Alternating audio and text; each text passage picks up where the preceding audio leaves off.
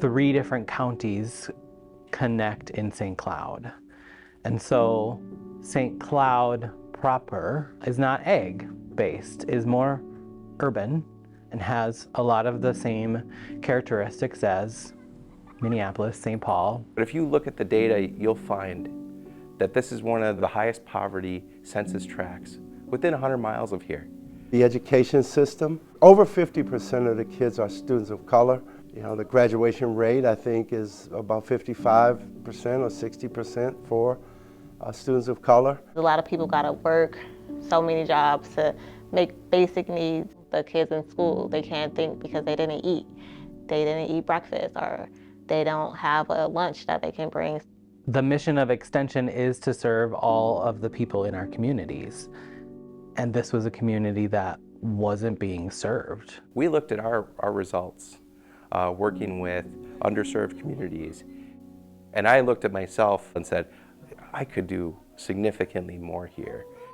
And so I initially reached out to an elementary school, Talahi Elementary School, to find out more about what they were doing.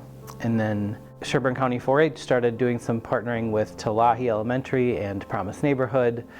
And the rest is history. Here we are over a decade later. Get something first.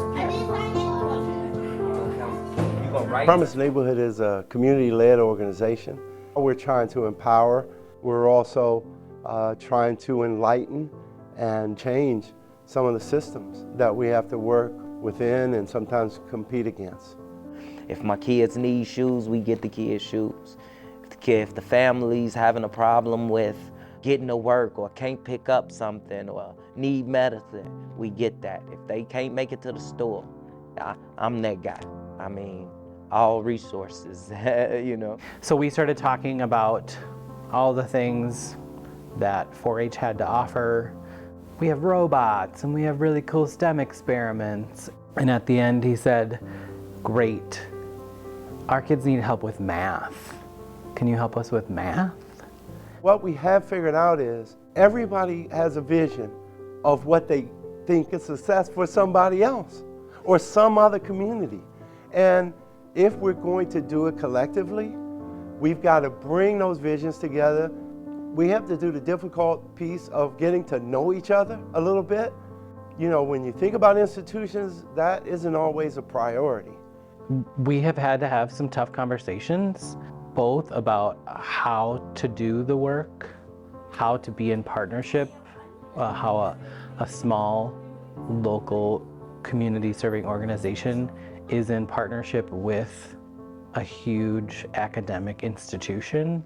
It can be hard to hear, and some folks don't want to hear it. I think it's easy to walk away from it, and we do have a huge system and institution that would allow a lot of us to walk away from that and find other things to work on. You look at your menu and say, oh, there's nothing on the menu that says work with an organization, you know, that does a lot of youth programming, and then the other column is my work in community and economic development.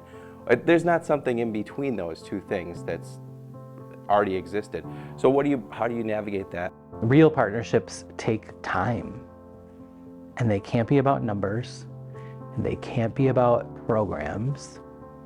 They are built on trust and relationships over time. And it is slow. But because it's slow, it's sustainable and more impactful and more meaningful. And that's hard in a situation where we all have to prove the work that we did this last quarter. But this is a long game. Like, the challenges that Promise Neighborhood is addressing here were not created in one quarter, and they're not going to be fixed in one quarter. You know, there has to be a belief that we need the community's feedback, participation, input, and not just at a focus group level, not just as subjects. It's conversations being had about the kids and the people, and they're not there. Nobody who's making a decision is in the position. This can be tough. You know, the University of Minnesota is a research institution. They're used to doing research, you know, but there's lots of ways to do research and participatory research and working together.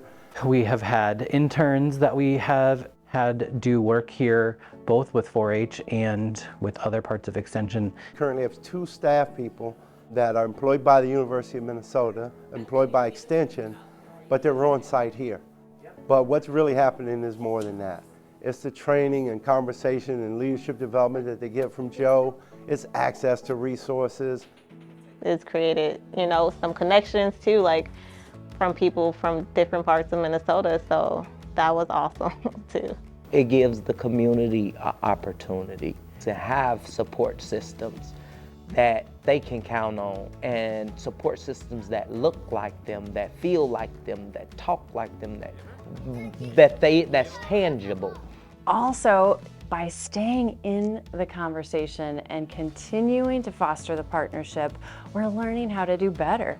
There's a number of things we really do have the capacity to just adjust, change, improve, enhance, dig deeper on, expand upon, that fosters just a much more meaningful and impactful partnership. Here we are 12 years later, and it feels like we're just able to think big and do bigger things.